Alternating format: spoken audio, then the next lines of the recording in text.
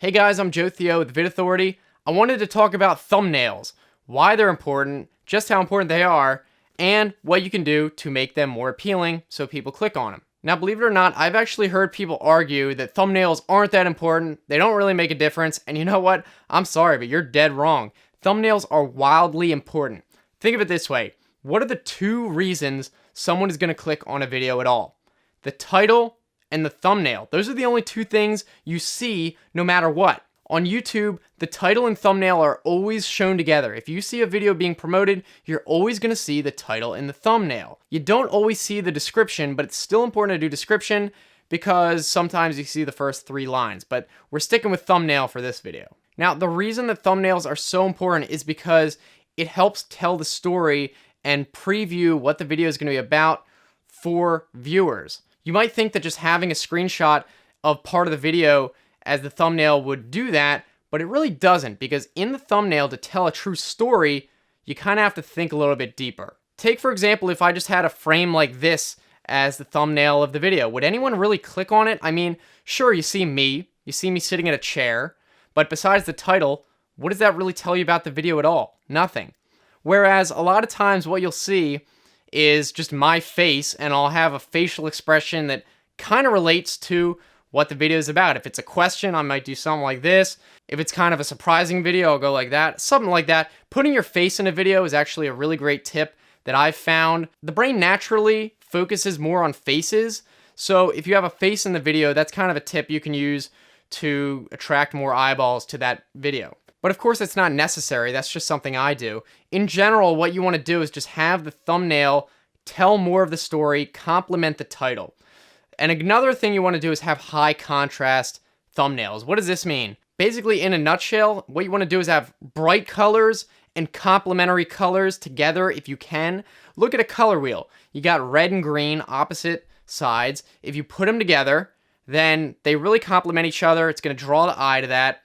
And you'll see this in movies a lot. You've seen the whole joke image maybe where it shows all the different movie posters where they combine blue and yellow. And the reason for that is because blue and yellow are complementary colors. They look good next to each other. So if you can have a thumbnail that implements complementary colors, you're going to be able to draw a little bit more eyes towards that thumbnail. It's going to be more pleasing to look at. Also, when I'm talking about contrast, I'm talking about distinguishing between objects in the thumbnail. So you might notice sometimes in my thumbnails, I'll have my face and then I'll have a border around my face that's like a white stroke around or something like that if it's a dark background. And that kind of separates my face from the background. Believe it or not, if I just had my face on the background, if it's a darker background, it kind of would blend almost. It's hard to describe, but especially when the thumbnail is smaller, it's going to be harder to distinguish details, especially at the edges of the objects. So I actually recommend using borders and shadows in Photoshop for little objects and pictures you put along in the thumbnail. It just helps the eye to distinguish different stuff in the thumbnail so it's not all just muddled together. And also, if you're using text in a thumbnail, it has to be absolutely huge, because think about this. The thumbnail is going to be usually seen very small, especially if it's on someone's phone. I mean, a lot of people I see using several words in a thumbnail, that just is no good, especially if someone's on a phone. I usually use 2 tops if I absolutely have to. Maybe I'll use 3 if I can fit like 3 small words in a thumbnail.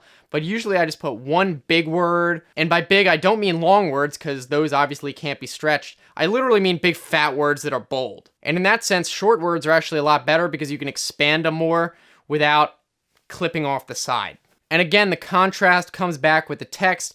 If you have a blue background, use yellow text. Or if you have a white background, use black text. And you can also use borders. Like if you have white text, use a black border around the text and vice versa.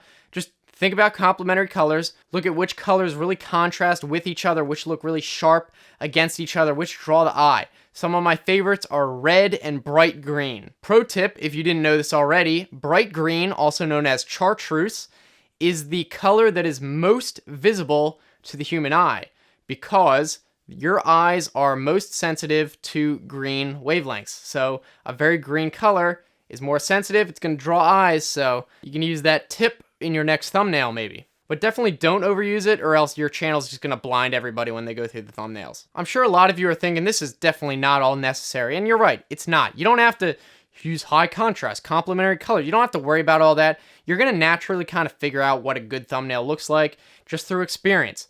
But you're definitely gonna notice if you don't use a thumbnail. So don't even do that experiment, because I'm gonna tell you right now, the times I've not used a thumbnail, I just got lazy. Oh my gosh, terrible views. Don't even try it. And if you are someone who's just using default thumbnails, give it a shot. See what kind of effect it has. And as a quick final note, I want to say that you want to have really unique thumbnails. I see so many people that just have the same thumbnail for gaming videos, especially for some reason, where it's just the same thumbnail and they change like one little bit of text. So when you go to their videos, it's all pretty much the same thumbnail. It's just a wall of the same thumbnail. That looks bad. You want thumbnails to all be unique and different background colors and different background patterns. So as you're going through it, it doesn't look monotone and it's more interesting. It's going to be a lot easier for someone to manage to go through the channel. They're not going to get bored halfway scrolling down your channel. And I guess that's pretty much all I had to say about this. If you guys have any thoughts, be sure to leave it in the comments section.